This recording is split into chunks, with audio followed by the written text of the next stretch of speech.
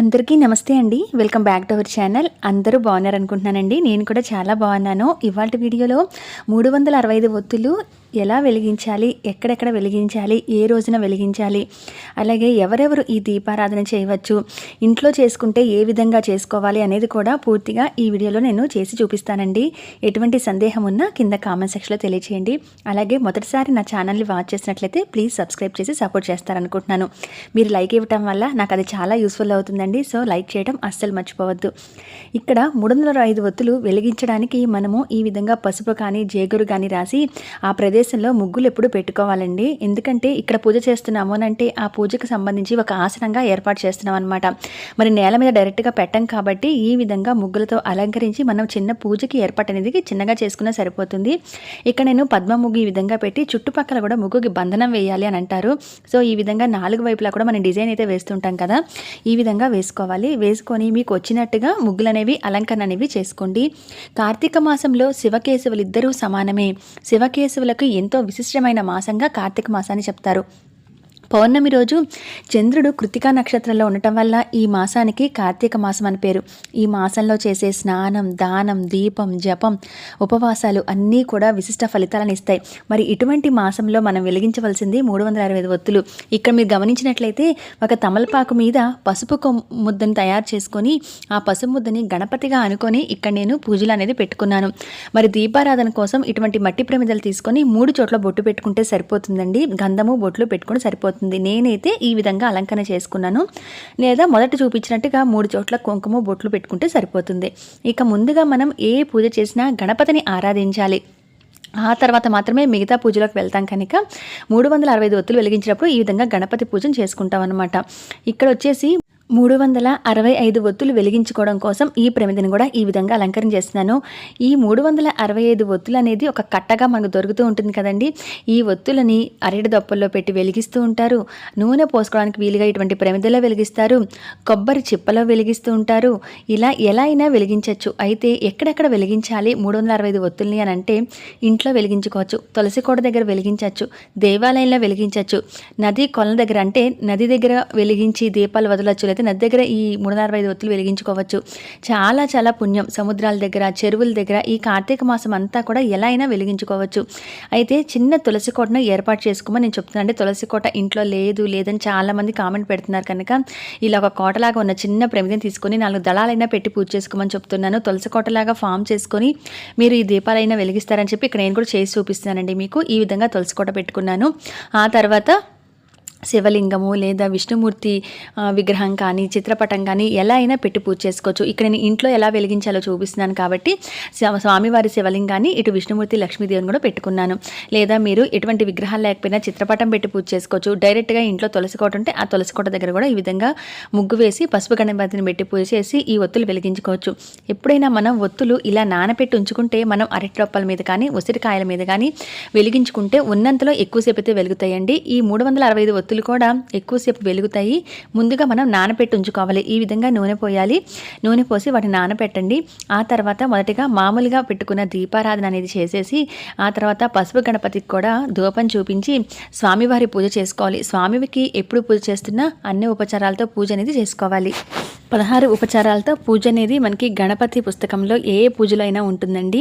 ఒకవేళ అలా పూర్తిగా అన్ని ఉపచారాలతో చేయలేకపోతే కనీసం పంచోపచార పూజ అంటే గంధం బొట్లు పెట్టడం, స్వామివారికి పుష్పాన్ని సమర్పించడం, ధూపం వేయటం, దీపం చూపించడం, నైవేద్యం పెట్టడం, కనీసం ఈ 5 ఉపచారాలు చేసినా పూజ పూర్తి ఫలితం ఉంటుంది. కాబట్టి ఆ విధంగా చేసుకోండి. స్వామివారి మంత్రాలు ఏవి రావు అంటే మీరు అవి ఆ 5 ఉపచారాలతో చేస్తున్నప్పుడల్లా స్వామివారి నామాన్ని స్మరిస్తూ ఓం గం గణపతియే నమః అనుకుంటూ అయినా స్వామివారి నామాన్ని స్మరిస్తూ ఈ విధంగా పూజని చేసుకొని స్వామివారికి వస్త్రాన్ని కూడా సమర్పించి పూలతో కానీ అక్షింతలతో కానీ పూజ అనేది చేసుకోవాలి. కార్తీక పౌర్ణమి రోజు ఈ 365 ఒత్తులు వెలిగించమనేది చాలా మందికి అలవాటుగా ఉంటుంది. అయితే కార్తీక మాసంలో దీపానికి ప్రాముఖ్యత కనుక మీరు ఈ కార్తీక మాసంలో ఎప్పుడైనా 365 ఒత్తులు వెలిగించుకోవచ్చు. అయితే పౌర్ణమి నాడు వెలిగించే రోజు మీరు ఎప్పుడైతే పౌర్ణమి వేళలో మనం సాయంత్రం కూడా పూజ చేస్తుంటామో అప్పుడు ఆ పూజ చేసే ప్రదేశంలో ఈ 365 ఒత్తులు వెలిగించుకోవాలి. అయితే ఎందుకు ఈ 365 ఒత్తులు వెలిగిస్తారు అంటే, మనకి సహజంగా ఇది వెలిగించడం వల్ల నిత్య పూజ చేయకపోయినా పర్లేదు,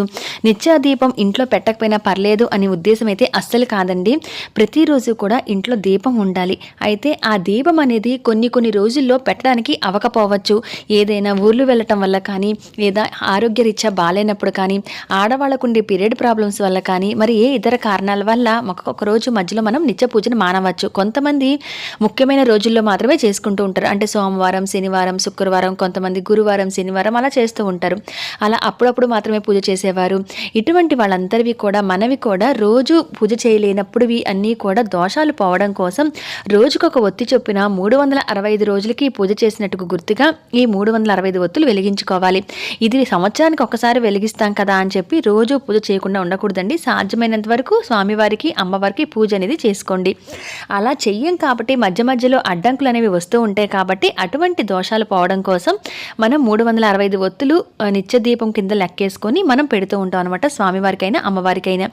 ఇక్కడ మీరు గణపతి పూజ చేసుకున్న తర్వాత స్వామివారికి బెల్లం కానీ పండుగ నివేదన చేసి ఆ తర్వాత ఇంట్లో ఎలా చేసుకోవాలో నేను చూపిస్తున్నాను కనుక ఇక్కడ మీరు పటం కానీ లేదా తులసి కోట దగ్గర కానీ లేదా నిత్య పూజ చేసుకునే చోట ఎక్కడో చేస్తారు కదా, ఆ ప్రదేశంలో దేవుని చిత్రపటాలు కానీ తులసి అమ్మగారిని పెట్టుకుంటారు కదా, అక్కడ మళ్ళీ పూజ అనేది గణపతి పూజ అయిన తర్వాత చేసుకొని అక్కడ కూడా ధూపాన్ని చూపించి స్వామివారికి అమ్మవారికి ధూపాన్ని చూపించి లింగాష్టకం, బిల్వాష్టకం, అష్టోత్తర శతనామాలు మీకు నోటికి ఏవి వస్తే చదువుకోవడం, అవి చదువుకుంటూ లేదా వింటూ అయినా శివనామ స్మరణ లేదా విష్ణు నామాన్ని పఠించడం, గోవింద గోవింద అనుకుంటూ అయినా స్వామివారి అమ్మవారి పూజను చేసుకోవాలి. తులసి దగ్గర ఈ దీపం వెలిగిస్తున్నట్లయితే తులసి అష్టోత్తరం చదువుకోండి. చదువుకుంటూ పూలు ఎక్కువ లేకపోయినా పర్లేదు, ఒక 2 పూలు పెట్టైనా అక్షింతలు వేస్తూ ధూపాన్ని చూపించిన తర్వాత పూజ అనేది చేసుకోవాలి. ఈ విధంగా మనము ఈ పూజ చేసుకున్న తర్వాత 365 ఒత్తులు వెలిగిస్తాం అన్నమాట. కొంతమంది ఈ వినాయకుని పూజ చేసే ముందే స్వామివారికి ముందుగానే 365 ఒత్తులు వెలిగించిన తర్వాత స్వామివారికి నివేదన చేస్తూ ఉంటారు. మీరు ఎలా అయినా చేయవచ్చు. కాబట్టి ఇక్కడ ప్రత్యేకంగా నేను 365 ఒత్తులు ఎలా వెలిగించాలో చూపిస్తున్నాను.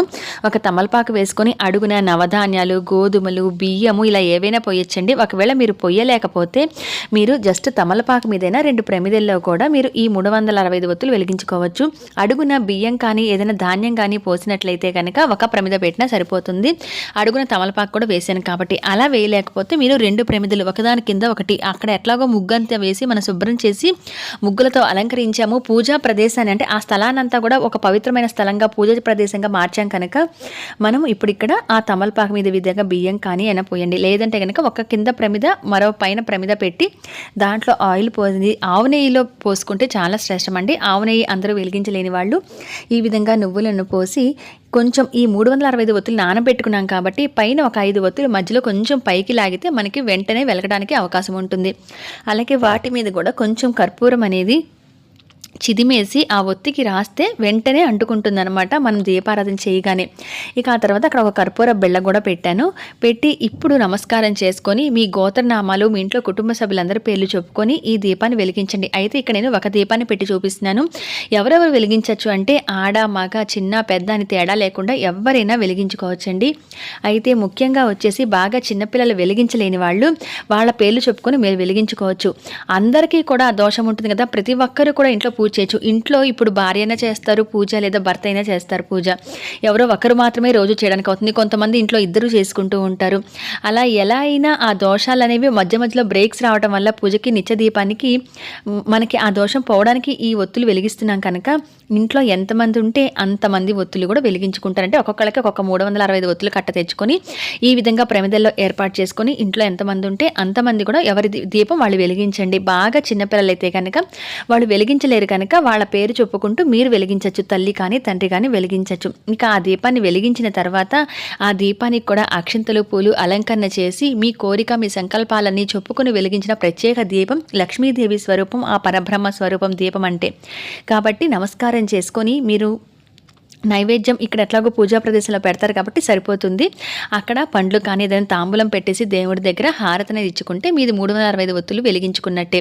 మరి ఇది ఏ రోజులో వెలిగిస్తారు అని అంటే కార్తీక పౌర్ణమికి వెలిగిస్తారు.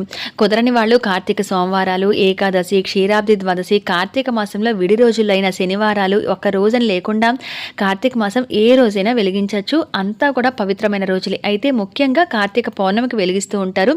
ఆ రోజు కుదరని వాళ్ళు ఇక సోమవారాలు కానీ విడి రోజులో వెలిగించుకోవచ్చు. పోలీ పాడ్యమి వరకు కూడా, అంటే మనం నీటిలో దీపాలు వదులుతాం కదా, ఆ రోజు వరకు కూడా, చివరి రోజు వరకు కూడా ఈ దీపాలు వెలిగించుకోవచ్చు. అయితే ఇంట్లో తులసి కోట దగ్గర చేసుకుంటే ఈ విధంగా పూజ చేసుకోవాల్సి ఉంటుంది. ఒకవేళ మీరు నదీ తీరం దగ్గరికి వెళ్ళి దీపాలు వదిలేటట్టయితే అక్కడ కూడా చిన్న పసుపు ముద్దతో వినాయకుని చేసుకొని, కావాలంటే అక్కడే మట్టి ముద్దతో చిన్న కార్తీక దామోదర్ని కూడా చేసుకొని పూజ చేసుకొని స్వామివారికి దీపాన్ని చూపించి ఈ 365 ఒత్తులు కట్ట వెలిగించి, కొంతమంది నీటిలో కూడా దీపాలు వదులుతూ ఉంటారు కనుక అక్కడ చేసుకోవచ్చు. ఒకవేళ నీటిలో దీపాలు వదలకపోయినా ఆ చెరువు గట్టను చేసుకొని ఈ దీపాలు వెలుగుతున్నప్పుడే కావాలంటే మీరు ఉద్వాసం చెప్పేసి వెంటనే ఆ పసుపు వినాయకుని కూడా అక్కడున్న నీటిలోనే కలిపేయచ్చు. ఎక్కడంటే మనం బయట చేసొస్తే, ఎక్కడైనా సముద్రాల దగ్గర, నదుల దగ్గర, చెరువుల దగ్గర చేసొస్తే, కొంతమంది బావుల దగ్గర కూడా చేస్తూ ఉంటారు.